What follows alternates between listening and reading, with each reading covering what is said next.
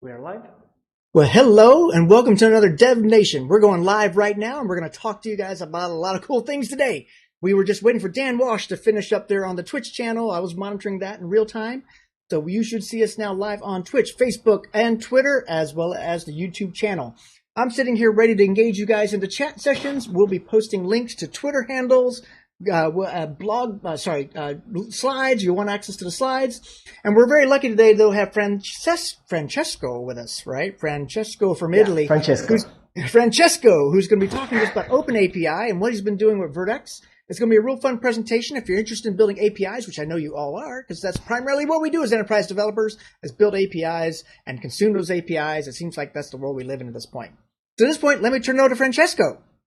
So hello to everybody. I'm Francesco Guardiani. I'm a software engineer here at Red Hat since 1 year and a half. And I work in the serverless team on all new cool serverless technologies like native and cloud events. And I also contribute and work a lot on Eclipse Vert.x, which is another project we follow since a lot of years in Red Hat. So today I'm going to talk to you about what is contra-driven development, how you do that with OpenAPI, and how you can use VertX to simplify the implementation of your web APIs. So I'm going to share the screen.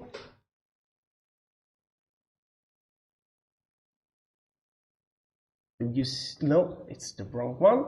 Okay. Almost. Here it is. You should see the screen. Okay. There we go. So, first of all, this is a page about me. If you wanna get in touch with me after the presentation, please look in my website or write me emails. Get in touch with me on GitHub or on Twitter, and I'll be happy to help you. So, I want to start with a question for you. I assume most of you people are backend developers or are people that develop microservices or monoliths or whatever, any other kind of web service. My question for you is, how do you tell your front-end colleagues how to get a user from the backend? Or in other words, how do you communicate with the other stakeholders of the project how to access your web APIs? Well, I have a little poll for you. I wish to get answers for you about that, and there are three choices for you. First is you have a document. This document is shared between teams, and maybe this document sometimes is messy, it's informal, it's outdated, and it's not versioned with implementation. Or the other choice is that you just tell to the users to go ahead and look in the code. So for that query parameter, just look at line 13,562 of user resource source. That's quite often, actually. Or the other one is that you are a rockstar developer. So why the heck do you need to document your web APIs? Because you develop both the backend and the frontend, so you don't care at all about documenting web APIs. Well, I'm going to use this tool in order to get the answers. So just here it is. So just go to slido.com, insert that code, #42936, and yeah, tell me what's your choice. Did you share the link? I am sharing the link. Cool. Sharing the link to the poll. That goes out. It does take a few seconds for people to catch up with us on the stream. Wow, there are a lot of Rockstars developers here. I think that's a good one. That's a fun one to actually select. Yeah, probably people is just going to select it because it's fun. All right, so the poll is out there. Cool. Yeah, of course, for people that selects other, please write in the chat and we can discuss it now or maybe later because I'm really curious about what you're doing.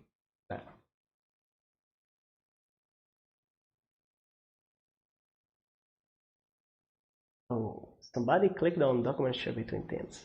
Mm-hmm.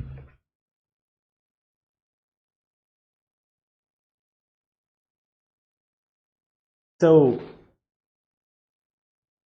and I see Fernando says Swagger 2.0. That's his answer. Oh, well, we are talking about OpenAPI 3.0. So, well, yeah, just because you told me about it. For who doesn't know, OpenAPI and Swagger, OpenAPI, it's the evolution of Swagger. So OpenAPI, Swagger was produced by a single community, and then at some point different communities that made Swagger and other similar specifications decided to join the forces, and they have created OpenAPI. So OpenAPI 3 is the evolution of Swagger 2.0.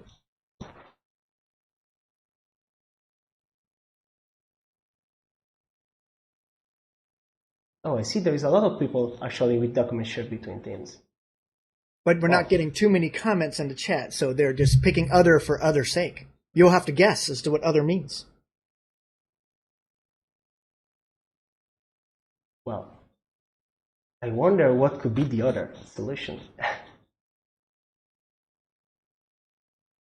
Anybody doing XML and having some fun with WSDLs and soap? Soap. I mean, that's probably one of the answers in there. That's the world I came from. Yeah, the document seems like pretty common, actually.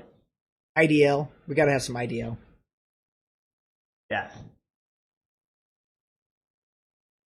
So feel free to continue answering on the poll. I was actually expecting that the last question for that query parameter, just look align, etc. I was expecting that one as the most used one. But yeah, it's interesting to see that a lot of people use this document, which is shared between teams. So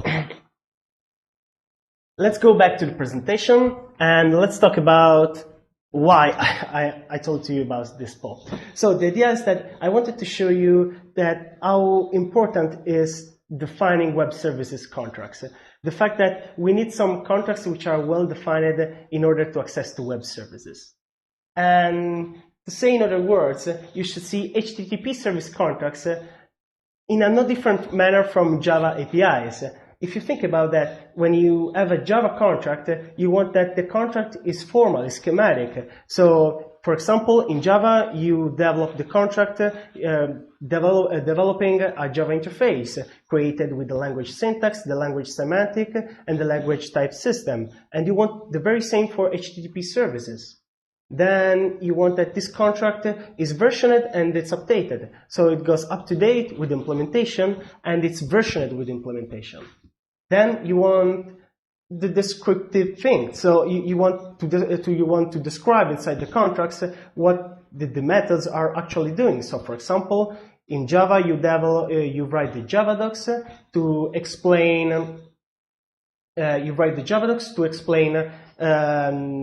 the side effects of a specific method. That's the very same in HTTP service contracts. You want to have a contract that tells you, hey, after you do a request to this endpoint, it triggers an external event that is sent on Kafka, for example. And then you want to be able to describe some metadata. So using in Java, again, you use Javadoc annotations to tell that a method is deprecated. And for example, IntelliJ IDEA tells you, hey, look, this method is deprecated. You should not use it. And we want the very same with HTTP service contracts. We want a way to describe metadata to tell people, hey, look, this endpoint is deprecated. You should do something else. So my point is that all these requirements are requirements that you want from every system that allows you to describe contracts. And you should not underestimate the web APIs because those require the very same requirements. And the technology I'm going to talk to you about today, which is OpenAPI, it's exactly designed to give you those four features for each HTTP service contract. So as the definition states, the OpenAPI specification defines a standard which is language agnostic. So it works with Java, it works with Scala, it works with Rust, it works with Golang, whatever language you want, to describe HTTP APIs. And be aware, HTTP APIs, I'm not just talking about REST APIs, I'm talking about generally HTTP APIs. And you might like a couple of the comments that just came in from Federico and from Wolfgang. Mm-hmm. The code is the documentation. The code. You got to read the code. Yes, and that was exactly the point of the poll. You know, the second choice of the poll was exactly this one.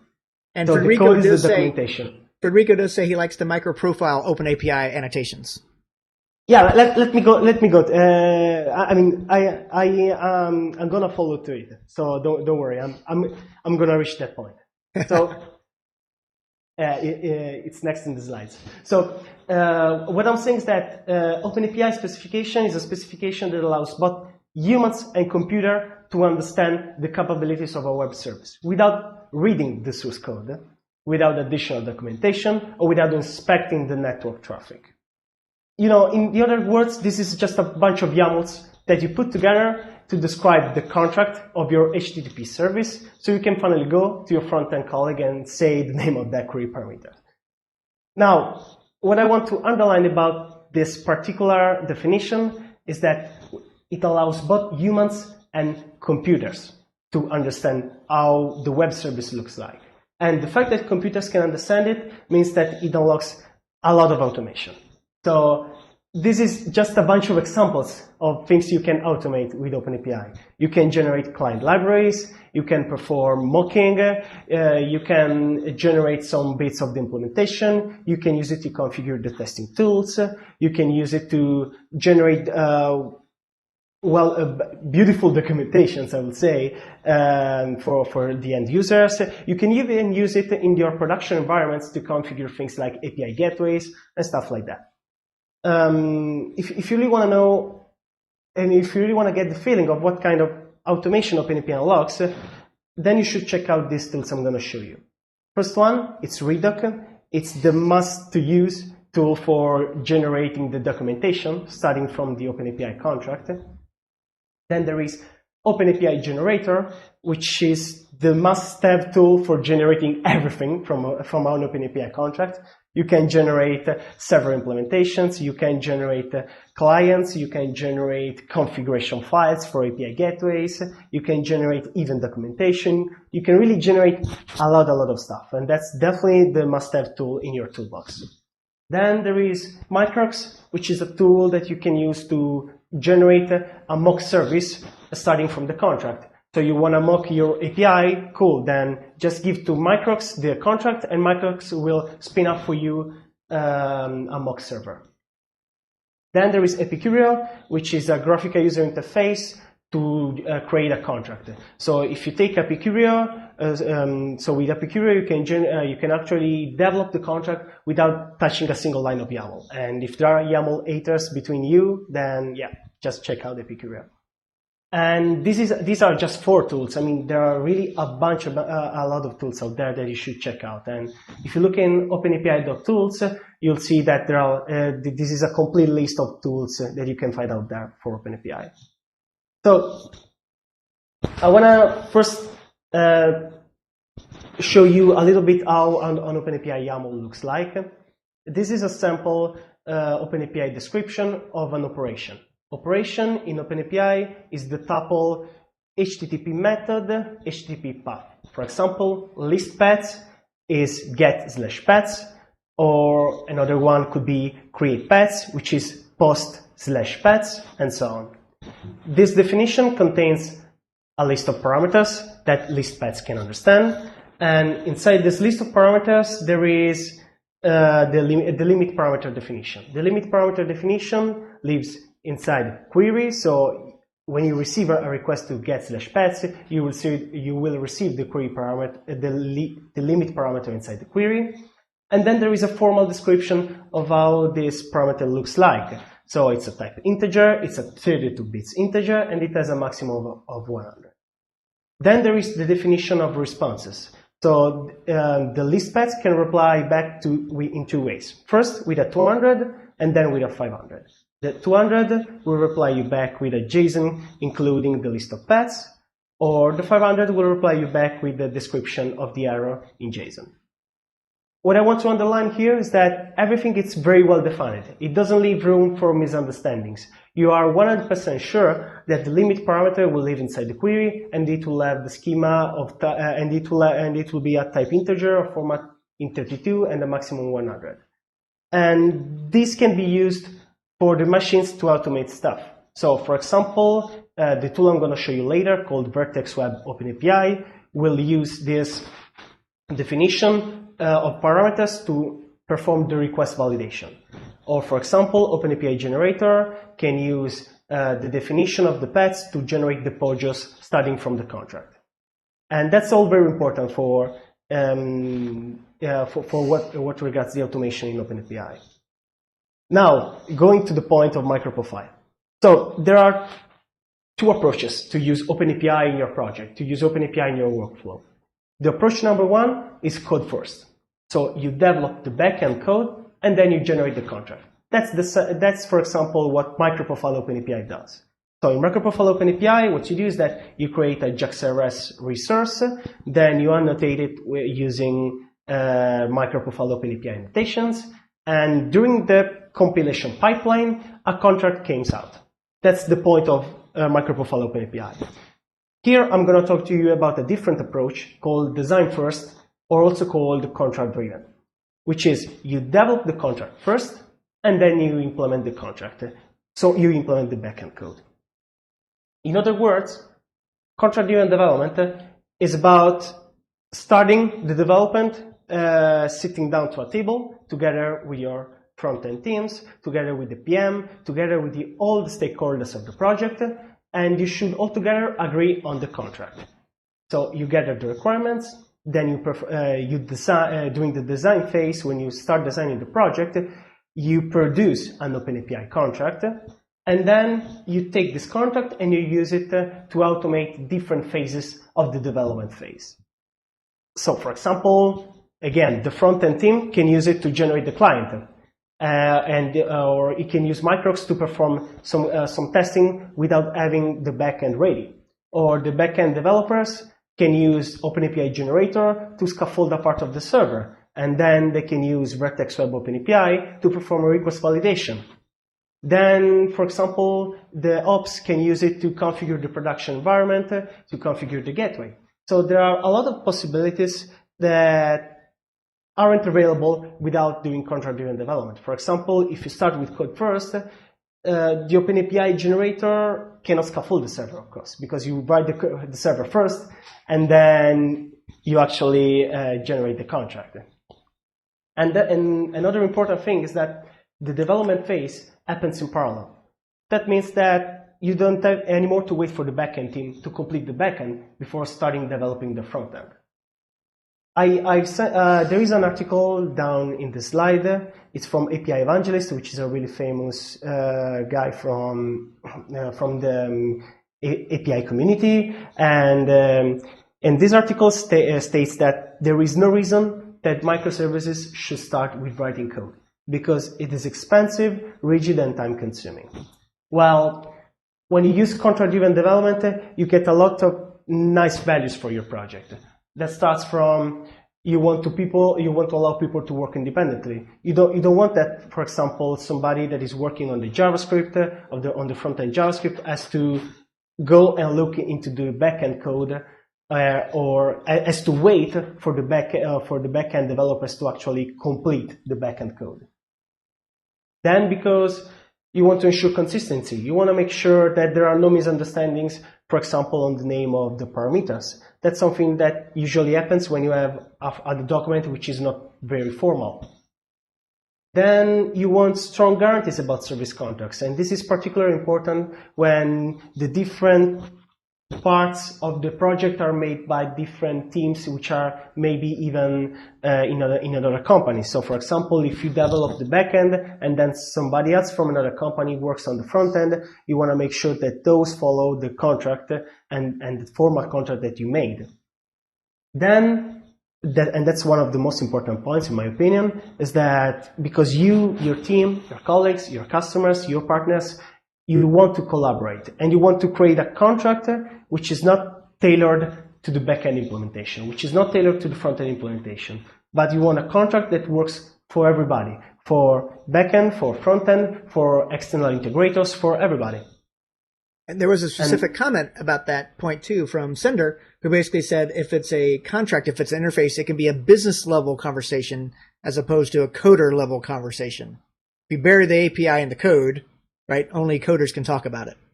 Yeah, exactly. Yeah, and that's one of the points. In fact, that's one of the reasons you say you need strong guarantees about service contracts, because service contracts the guarantees are something that business usually care about. That. And then Federico asked the question about generated code compatibility.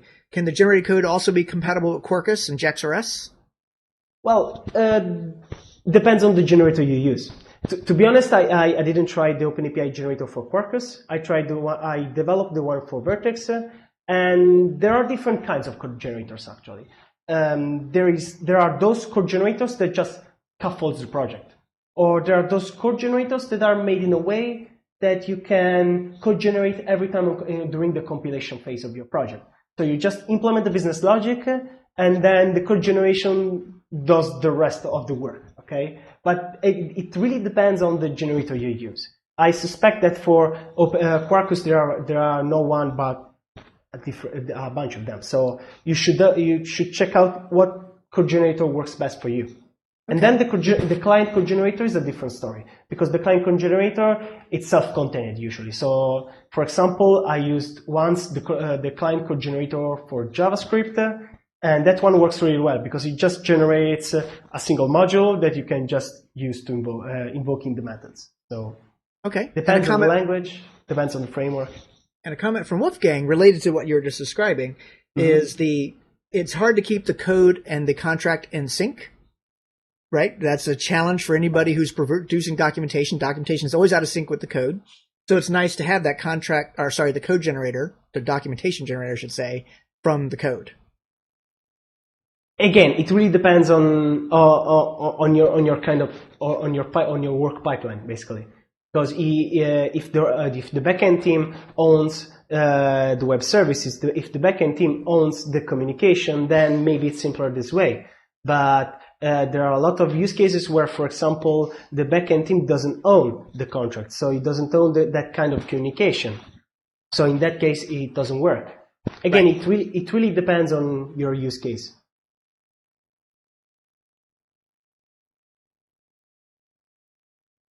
Well, all right, fantastic comments and questions from the audience. But I think we're good right now. Okay. Yeah, we'll do another round of questions later before the demo, okay? So if you people have questions, just go ahead and write it in the chat. Well, and last but not least, you can save time with automation. So, I mean, that's one of the most important points of contract-driven, because compared to, for example, compared to code first, you can't, for example, use the code scaffolding for the server in the case you do code first, because you start writing the code and then you generate the contract. So those are different methodologies, but in both cases you have some pros and cons. In case of contract-driven, really what I think it's really important is that it enables additional collaboration that it's usually not available when you do code first. So at this point, before going to the demo, I want to talk a little bit about VertX. VertX is a huge topic, but today I won't have time to talk too much about it, but I want to introduce you about it, and then I'll give you a bunch of links that you can check out in order to know more about it. So Eclipse VertX is a toolkit composed of different modules to develop asynchronous applications on the JVM. It's composed by 5 core values. It's designed to be resource efficient. So it's non-blocking I/O by nature, using netting, and so it doesn't waste CPU cycles. It has better memory management than blocking threaded I/O.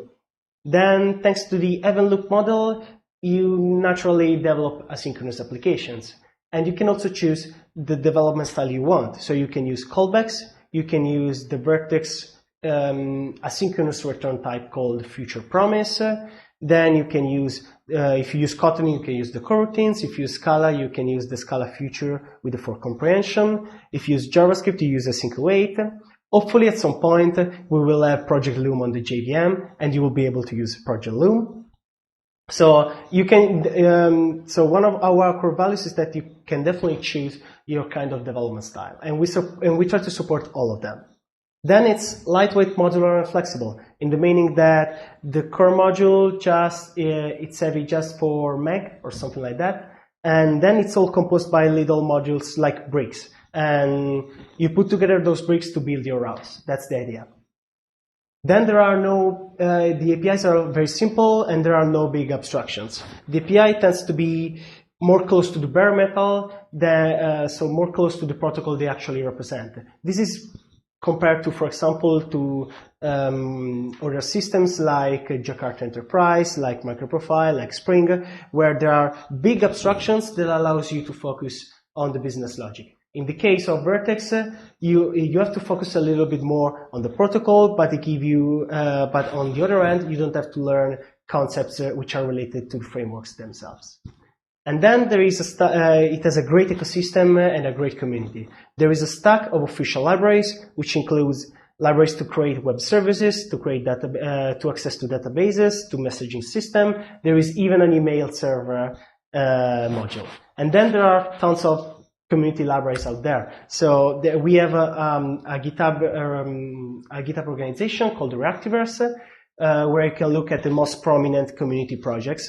And then we have all the other projects out there, which are really, really a ton of them. Now, what you can do with VertX. With VertX, you can build a single component of your application. You can build a complete microservice. You can build a complete monolith.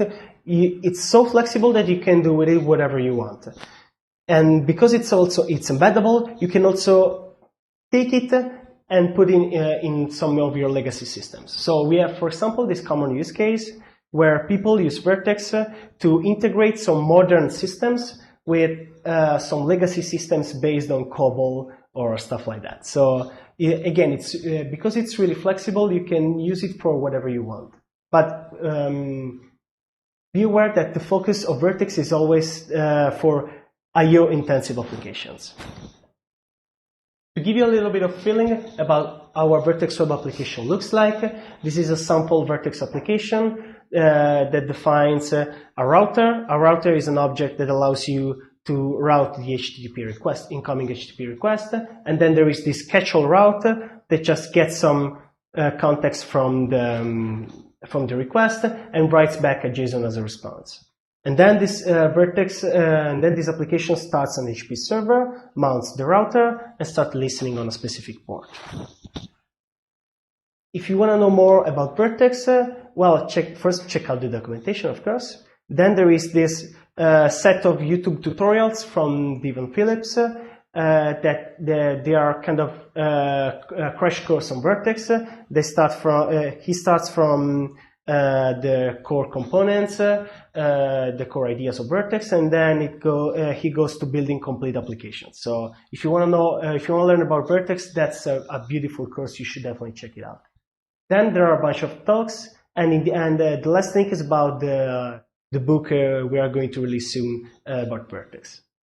So before going to the demo, any questions you have for me? Yeah, there are some questions that I think could be interesting right now. Can you state quickly the difference between the Play framework and VertX from your perspective?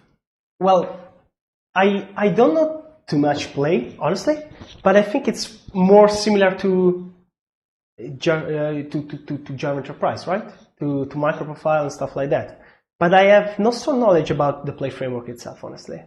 Okay, that's fair. And what I responded back with was the Play framework, from what I've seen, is primarily made for web apps and web APIs. That was what I was optimized for. While VertX does that, VertX can also just be an embeddable little toolkit, reactive toolkit inside your IoT application. It doesn't have to be HTTP based. Now that you say that, we do a great distinction in VertX between toolkit and framework. VertX is a toolkit. It's something that you can take and you can use it or to build a small component of your application or to build the whole application because it's just embeddable. So you develop the main of your application and you start VertX and you start the VertX services. While frameworks acts in a different way. The frameworks guides you through the implementation of the application you want.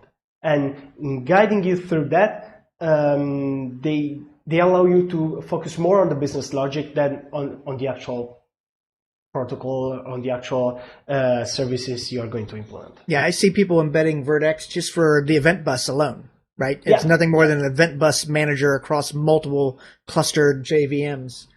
So another question, though, that could be important here is, so what is really new here, right? What about WSDL and SOAP, right? Everyone ran away from WSDL and SOAP because it was too rigid, too strict, right? We hated it. We hated those XML definitions. We ran over to REST because it wasn't rigid. It was wide open. So what is really different here? Are we really going to go back to the old world of WSDL first and generation second? So the point of SOAP is that it restricted how the envelope of the HTTP request was made. So you had to follow a strict envelope of XML in order to do SOAP requests. While OpenAPI doesn't restrict you on the shape of your HTTP request. And what's actually interesting is that with OpenAPI you can describe, because in the end it's a specification to describe APIs. You can use OpenAPI, for example, to describe REST applications, which is one of the most used, most common use cases. But another use case, which is kind of common, is that you can use it to describe RPC style APIs. So it doesn't. So compared to those previous technologies, it doesn't force you to choose a specific development. It doesn't force you to choose a specific style. It's more just the description of the envelope, and then you choose what you want to put inside it. Yeah, I like to tell people that SOAP required you to do everything through a post. And guess what? A post is a pain. In REST land, you do almost everything through a GET, right? And GET is way easier to work with than POST.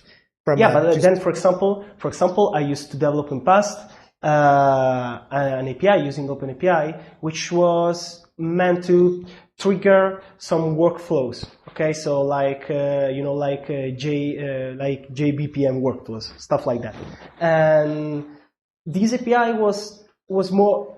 Initially they told me, hey, just try to do a REST API, but in that case REST didn't suit it very well because it was more a remote procedure invocation, and I modeled this RPC using OpenAPI, and it worked very well because of that flexibility of OpenAPI. You are not forced, you are not constrained to do to have a specific envelope. You can do whatever you want. And then another key question here that I think will be important to talk about is how do you build a robust API, a robust REST API that can evolve over time without the need of versioning over time? Kind of like a gRPC contract. How do you deal with versioning and evolution in this RESTful world? And how would you compare and contrast that with gRPC? Well, that's a tough one. There are complete books for that, to be honest. I would say that OpenAPI doesn't offer a solution for that. Let me go straight to the point. There is no specific solution for that. There are some patterns you can follow. For example, some patterns that people usually follow is that you have versioned contracts, and the day you need to change, the day you need to do a breaking change, you just bump the spec version, and bumping the spec version, you serve a new version of the API. That's one of the most used patterns out there. But this is an important difference with gRPC. gRPC, thanks to the protobuf evolution rules or that stuff, they give you a way to perform to evolve the API. While in OpenAPI you are not forced to do REST, you're not forced to do RPC, you're not forced to do anything. So it doesn't give you a solution for that. That's something you should care about, and that's something you should do using one of the different patterns out there. Okay, well, let's see that demo, because Sender here wants to see you do the round trip thing in the demo. Let's see if you got that ready for us. The round trip demo? Okay, so because I told you about contract driven, the first thing to do is to develop the contract, and we are going to do that with the API query. Then we are going to implement the API backend using VertX. I'm not going to show you during this demo OpenAPI generator. Not because I don't like it, but because the problem of a code generator is that it generates a lot of code, and it generates a lot of layers of indirections. So during a live demo, sometimes it can be confusing for the people to follow all the layers of indirections without looking at the code using their app. So I would prefer to do all by hand, but it won't be so long. And then we are going to test it using Postman. And that's it. Let's hope it works. So here it is. So, oh, let's see the poll. I'm a Rockstar developer 1. Wow. How much Rockstar developers between you? Here at DevNation, everyone's a rockstar. So let's first start creating a new API. This API will just have get and post. Get to get the list of all of developers. We are going to add only one entity called developer, and we are going to have two operations. One operation is to get a list of all developers, and one operation is to add a developer. Can you hit Command plus on that, or Control plus on that, and make it a little bit bigger? Plus, Control plus, Control plus. Let's see if the web page will zoom a little bit. Okay, that's better, a little better. Yeah. Okay.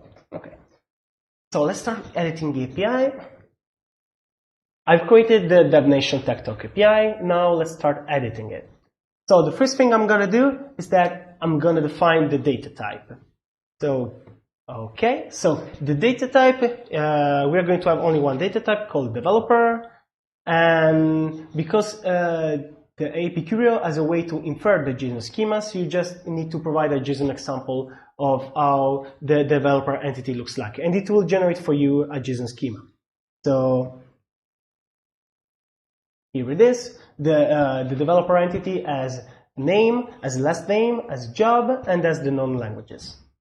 Then I'm going to use this feature of AP Curio that generates from the entity as the different CRUD operations. So this is going to generate get a single developer, get multiple developers, create developer, update developer, and delete developer, using the usual REST patterns. And here it is. This is the developer data type. As you can see, this is the JSON schema of it, and this is an example. It generated two paths. One path is contains the get developer operation, the put developer, update developer operation, and the delete developer operation. Because I don't think we have time to implement this one, I'm gonna delete it, and I'm gonna just remain with those two. So get developers to get the list of all developers. I'm gonna rename it get developers, okay, and post developer to create a new developer. I prefer to name it post developer. Here it is. Then I'm gonna add in the get developers a query parameter to introduce a filter. This filter will filter the developers for the known languages. So using language, so the name of the filter will be languages, filter developers by known languages. And this parameter is not required, of course, because it's a filter, and it has a type array of strings. Because languages in my data type, it's an array of strings, of course. And here it is. Now, AP Curio has the Redux support integrated. So you just go in preview documentation, and you can see this is the sample Redux generated documentation. It has the different response with the samples, the different operations. So it's really nice to see, honestly. And yeah, that's the documentation. That's the generated documentation. And now we go and we download the YAML, the generated YAML. Okay. Now, perfect. Now I've scaffolded to start the project. I've scaffolded the initial bits of the project. So we have a POM, which contains the VertX dependencies. We're going to use VertX Core, VertX Web, and VertX Web OpenAPI. And then there are just plugins to execute the application and compile it. Then we have two classes. Developer, it's the class. It's a POJO generated using JSON schema to POJO, which is a famous tool to generate. Starting from the JSON schema, it can generate POJOs, and it has different configuration to generate the POJOs using whatever JSON library you want. So it has annotations for Jackson, which are the ones I'm using here. But there is also for Guava. There is also for, I think, Apache whatever JSON library. So there are different options out there in JSON schema to POJO. So if you need to generate the POJOs, I really encourage you to check it out, this tool. And then I also created a sample developers repository class. This is just an in-memory store for developers, and it has the get developers operation with the list of languages and the add developer. So that's it. So in VertX, the applications are composed by what we call verticals. Verticals are small deployment units that has a start and stop life cycle. So my application will be composed by only one vertical called main vertical. Every vertical has to extend abstract vertical, and it has to contain a start method. So start, we can start our application. Now, my main vertical, of course, needs developers, so I'm gonna need the developers repository in there. Okay, and private final. Okay, and I'm gonna generate. Oops. Okay, no, I'm gonna generate this code here. Oops. Okay, and that's it. So in the start method, what we're going to do is that we load the contract. After we load the contract, we define what are the handlers for each operation, and then from this, and then after we have defined the handlers, we just start the HTTP server. So I need first to copy the contract. The contract lives here. Okay. And let me name it just contract. Okay. This is the YAML. This is the OpenAPI YAML we have generated from Epicurial. It contains just the path developers as get and post, and then it has the developer schema. So let's start with loading the contract. We do router factory create to load the contract. The name of the contract is contract.yaml. Okay, and that's it. Then when the contract is correctly loaded and correctly parsed, we can get this object called router factory. Okay, that you can configure to actually generate the router and start the HTTP server. On the router factory, we are going to mount the different operation handlers. So router factory.operation, we mount the handler first for the get, for the operation called get developers. So for get developers, we mount the handler, which will be at this get developers. Okay. Okay. And then we are going to do the same for post. So for the, I think the name is post developer, right? Yeah, the name is post developer. So here it is, under this post developer. Okay. After we have mounted all the handlers, actually with the router factory you can do a lot of different stuff. You can define what are the security handlers. So for each security requirement that you assign to a specific operation, those security handlers will be invoked automatically.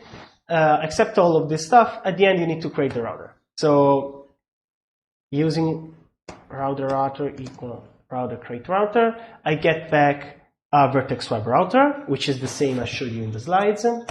And then just doing vertex.create HTTP server, I configured the router as the request handler, and I start listening on a port like 8080. Now we need to implement those two handlers. The post developer handler just needs to take the JSON from the body, needs to map it to the developer pojo, and needs to put it in the developer repository. Now, be aware that when these handlers are invoked, the request validation is already done, because the request validation happens before those handlers are invoked. So if the user sends to you an invalid developer, this will be automatically cached up by VertX. So you don't need to perform any kind of a validation. And of course, the pojo mapping, in theory, should always succeed. So let's take the developer from the body, doing context.getBody as JSON, map to developer.class. Okay, then we just invoke this .developer repository.addDeveloper. And that's it. Then we just reply back with let's see what status code should I use, with 201. Okay, so we just reply back with a 201 and an empty body. So 201, and that's it.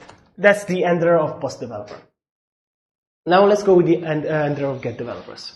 So get developers should get the filter from the routing context. So it should get the languages query parameter, and after it took that filter, it needs to invoke the developers repository to get back the list of developers, and then send those developers back to as response to the operation.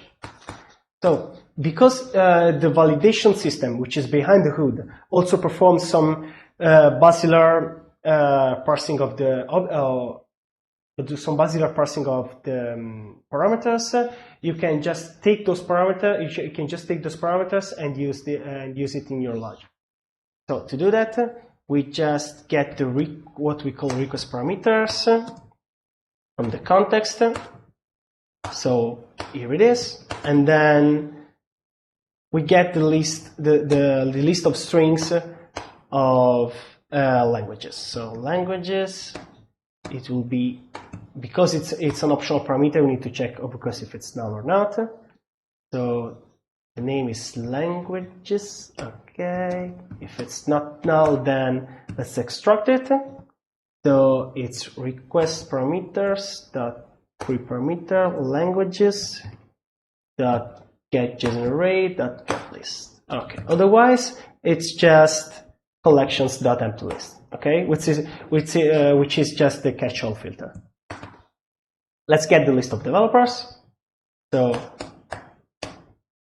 okay, we do this dot developer repository dot get developers languages, and then we reply back using context.json. Doing context.json replies back with a 200 and with the parameter you pass as the Marshall JSON. We have completed to develop our application. We just need to develop the main to start the application. So using a very verbose Java method, VertX equal VertX.VertX. I always love the verbosity of Java. And then doing VertX.deploy vertical, you start the main vertical. And that's it. That's all you need to develop the application. Compile it.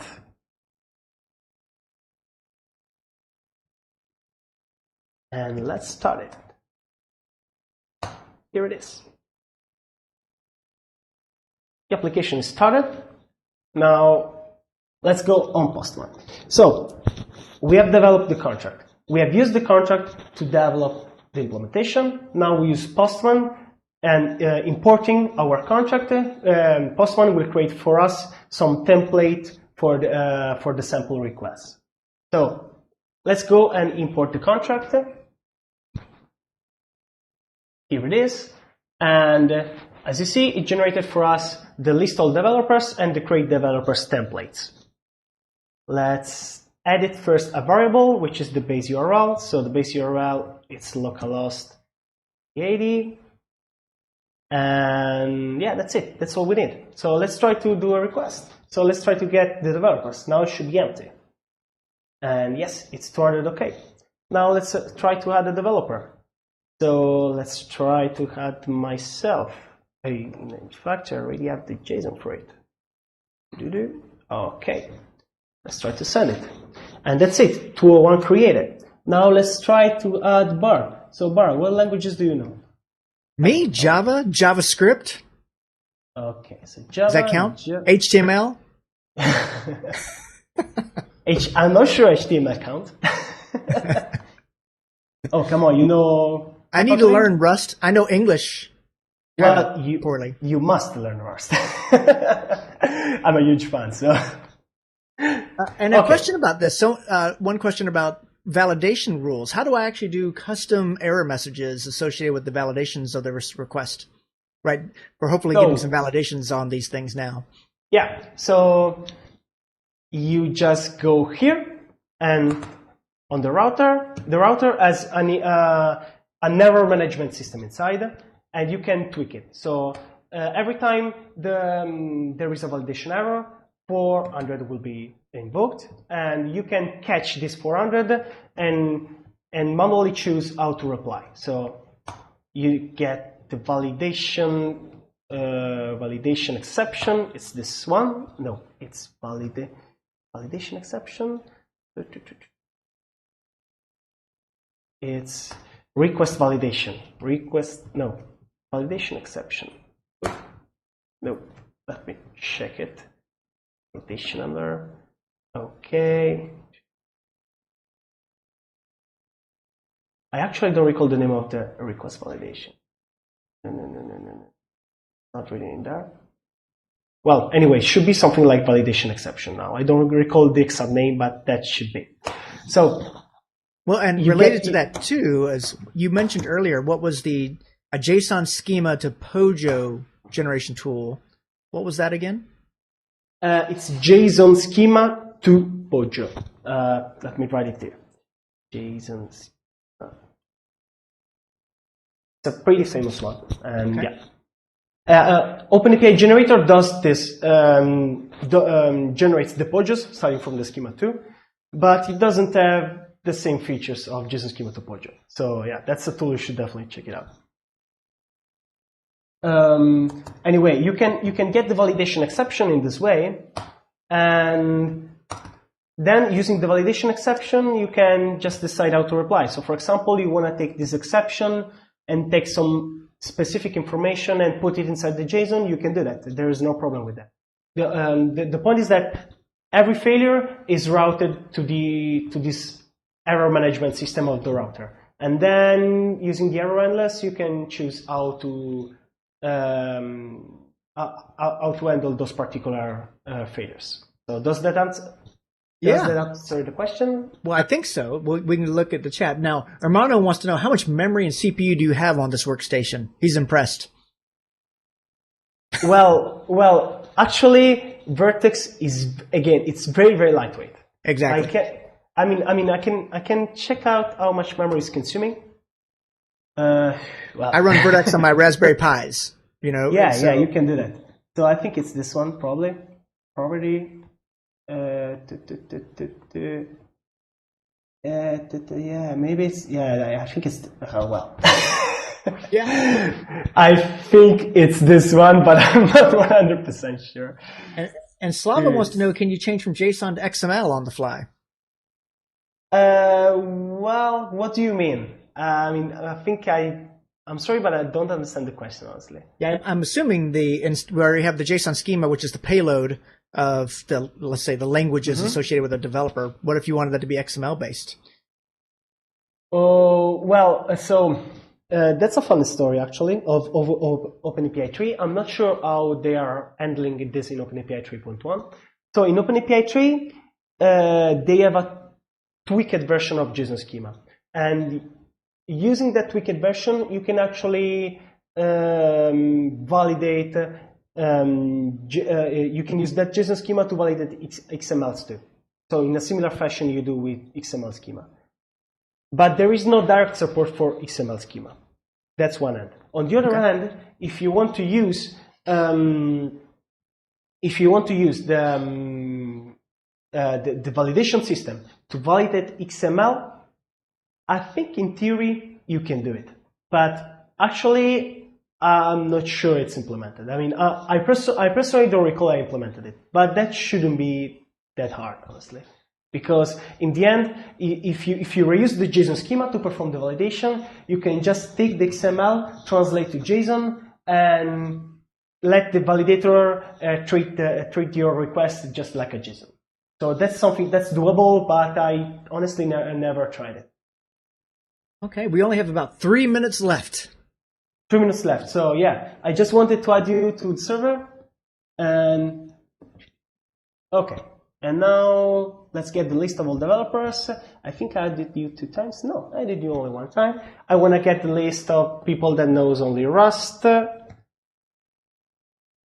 Okay, one knows only Rust, and it turns only me. So that's all for my demo. Do you have any last minute question? No, I think that was all the questions. We had a lot of fun conversation, definitely in the chat there. And we will be switching over to the Twitch live stream covering OpenShift on Windows coming up here in just another moment. And it was very interesting. I love what you showed us there, by the way, with the validation handling. I think that was a very important question from Harshad there. He wanted to know more about how you deal with custom errors. That was a critical aspect of it. And then I think we learned a lot today about how to deal with JSON schemas and managing these contracts. Cool. I'm really happy that you invited me to DevNation. It was really cool, and I really hope to join another times. So. Awesome. Well, thank you all for being here today. I hopefully you enjoyed the session. We look forward to seeing you guys and hosting you guys again in the future where we can run another DevNation live session. We run these things on Thursdays, and you'll see more of that. You also make sure to check out the show on Tuesdays where we have a little bit more fun with an interview and some live games. So we try to do Tuesdays and Thursdays. And if you missed DevNation Day, which was a 20-session event with all kinds of great Kubernetes talks, Python, JavaScript, and Java, really great content there. It's all on our YouTube channel. So make sure you check out the YouTube channel as a whole to come find more of the DevNation content. At this point, we're going to have to get out of here. Francesco, thank you so much. Thank you too, Mario. All right. Well, everyone have a great day. And we're going to be getting out of this session. Thank you all so much. We'll see you guys later.